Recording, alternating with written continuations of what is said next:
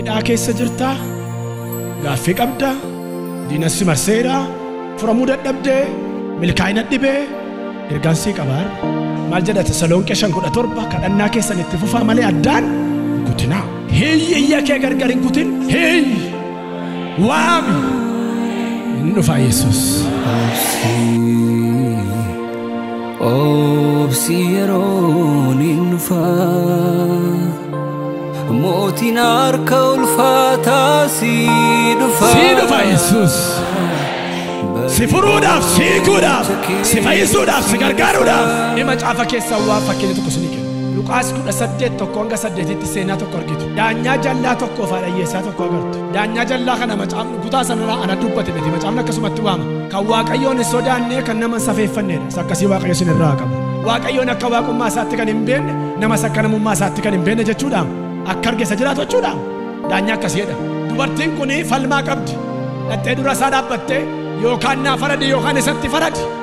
hin jedhi inni garuu jalaan dhaga'u jedha ishee jalaa dhaga'uu didee achi ilaala namichi daanyaan jallaan waaqan beekne nama hin beekne kun isheen immoo na laaluu dhiisee na dhaga'uu dhiisee hin jenne arras dhadheeyyiti boris dhadheeyyiti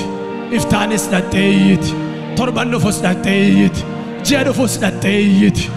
akka jedha daanyaan jallaan sun dhumarra ilaamee jedheem dubartiin kun yoo dhugaa qabaachuu dhabaatte sedhe waan isheen nan uffisiifteef lammaffaa akka isheen fuula koo dhaabbattee nan rakkifneef yoo dhuma isheen iyyuu dhugaa dhabde jedhe faradeen ofirraa kuta'edhe nama firdii jallaa kennu urkaa firdii qajeelaa baafate maal gochuudhaan deddeebitee iyyuurraa kan ka'e achirratti akka jedhe dhaqa dubbisaa lakkoofsa 8 gooftaa Yesuus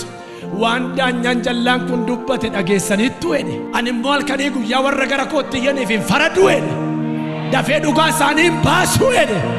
dhuguma siniin jedha dafee hin farada jedhe si farada ilmi waaqayyoo Yesuus haleluuyaa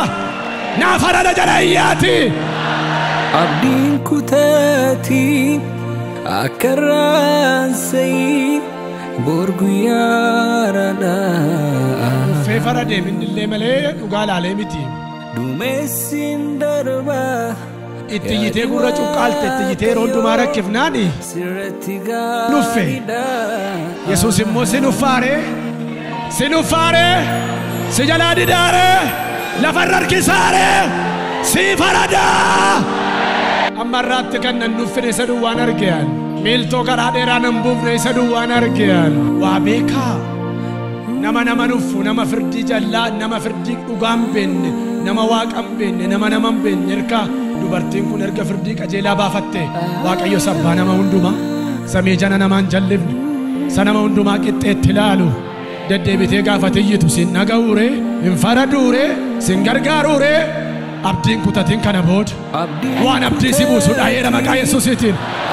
iyya keetti fufi si dhufa ilmi waaqayyoo Yesuus si gargaara ilmi waaqayyoo Yesuus Luqaas 18 irratti gooftaan kana irratti dhaggeeffadhaa waan abbaan firdiin jallaan kun jedhu waaqayyo immoo warra isaaf fo'amanii guyyaa falkan gara isaatti iyyaniif dhugaa isaaniin baasuure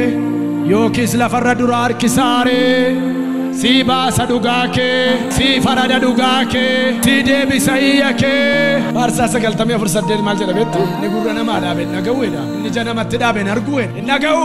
hin argu nan dhaga'u kan jette inni gurra sii laate gurra dhaga'u ofii gurra dhaga'u hin qabuure ofii jalaaluu hin qabuure mootiin harka ulfaataa si dhufa barri boo'icha keessi nafa